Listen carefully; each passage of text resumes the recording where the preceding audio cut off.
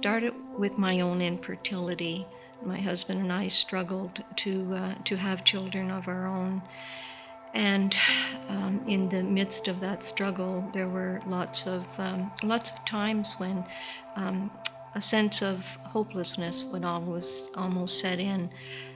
We were blessed then to have one child, and I always considered her a miracle, a complete miracle in our life.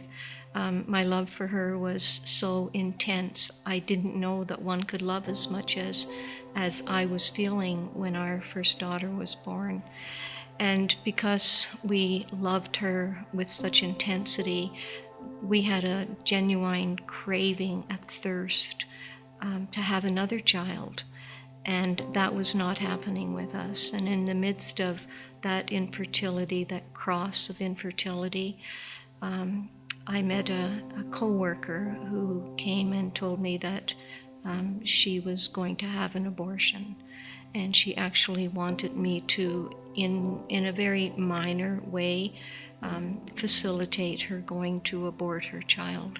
She was only 26 years old, already engaged, but just wasn't ready to have a child at that moment.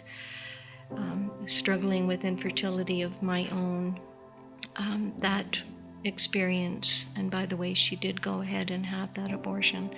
That situation, I'm going to say, spiritually scarred me, because there I was standing by watching a young, very healthy 26-year-old, already engaged young woman going off and aborting the child within her womb, while I was struggling to have another child. I lost that battle, and I told myself at that time that I felt this is maybe where I was being called to prevent other situations like that from happening. I'm a firm believer in education, and in my heart, I felt that if people only knew what they were doing, then maybe they wouldn't do it. I had no idea of the impact that abortion would have on people, not only on the child who never gets to draw a breath, but also on the health care, the health aspects, what it does to women, both physically, psychologically, and spiritually.